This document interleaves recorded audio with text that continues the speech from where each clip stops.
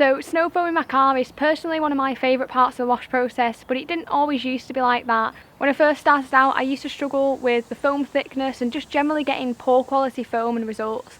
So what I'm going to be doing today is sharing some tips that I have picked up to help you get better quality snow foam and potentially thicker foam as well. Now I will start by saying that really the type of snow foam you're using is going to impact how thick or thin it is. Some snow foams, when used exactly how they're intended to be and your system's all working fine, will still be thin, and that's completely fine if that's how they're intended to be used. However, if you find that you're using a snow foam that you thought would be much thicker and you do think there's something wrong, then hopefully the tips I'm going to share are going to help to rectify that. Now, the first thing that I want to talk about is flow rate. So if there is a reduction in the flow rate capability of your pressure washer, then this is actually going to reduce the thickness of the foam that you get in. So if there are any leaks whatsoever in the connection points you have from your tap all the way through to your snow foam cannon, then these will cause a reduction in your flow rate. Some of them might be quite obvious and of course can be easily rectified, but even any small drips of water at any point during that system that might seem quite insignificant can actually have a pretty big impact. So if you do look for advice online on how to get thicker snow foam, probably the first thing you'll see is to use a small orifice. So it's this just located at the back of here. Most people will swap from a 1.25mm orifice, which will come as stock in their foam cannon, to a 1.1mm orifice that you can get for really cheap off somewhere like eBay. Now, I have tried this and it does work. You do get slightly thicker foam using this method. However, it should only be done if you are using a weak pressure washer. So with this foam cannon from MJJC, what they actually do is give you advice as to what orifice size is going to be suitable for your pressure washer. If you use an orifice that's too small, you can actually result in problems with your pressure washer.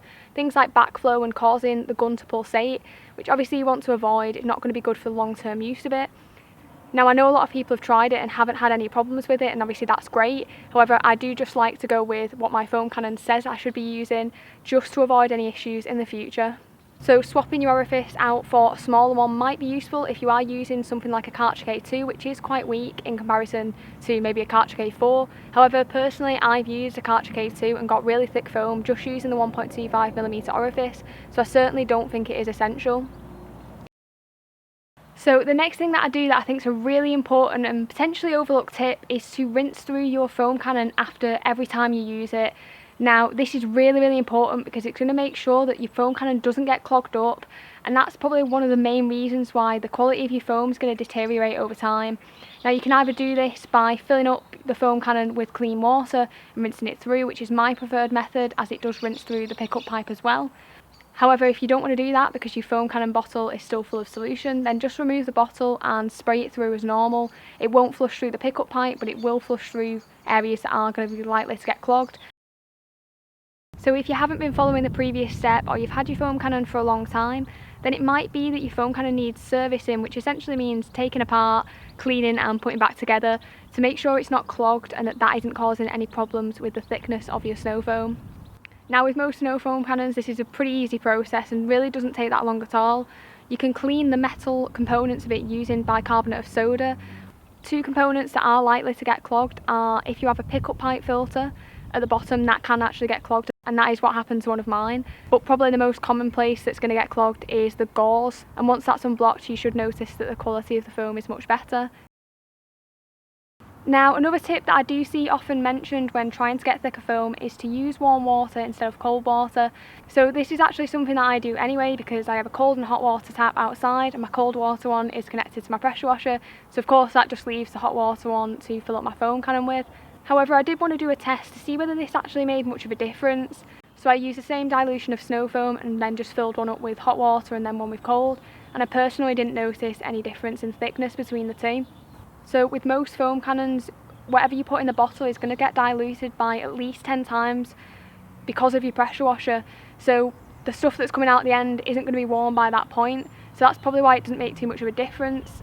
Maybe with some products it'll make more of a difference than others, but I still probably think it's going to be quite negligible. It's still something you can try though if you are interested, because it isn't that much effort to actually do.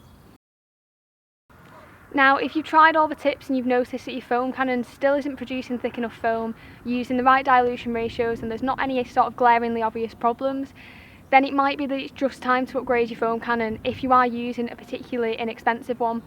So I've got a few of them, so I've got these two here, and I've also got a cheaper Karcher one that I started with, and the foam thickness difference between all three of them is quite considerable. Now, a while ago I was sent an MJJC Foam Cannon Pro version 2, which is a mouthful to say, but this is really good, and I think that this produces really thick foam, and I have no reason to change this. I'm very happy with it. There are plenty of other foam cannons on the market though as well. I've heard that PA Lances, which I haven't tried personally, but I've heard that they're very, very good as well, really good quality. But if you are using sort of a really budget foam cannon and you're just not getting the results you want, then potentially it's going to be time to upgrade to something if that foam thickness is something that's really important to you. So as I've been going through this video, I have been talking about some tips to make sure that everything's working properly, so that the thickness of the snow foam is exactly what it should be for that product and dilution ratio that you are using. However, I did also want to address the question, is thicker foam actually better? I'm personally of the opinion that the thickness of the foam isn't that important. If I'm using a snow foam that makes my car look like a marshmallow but doesn't actually pre-wash the paintwork effectively, then in my opinion it's not really worth using.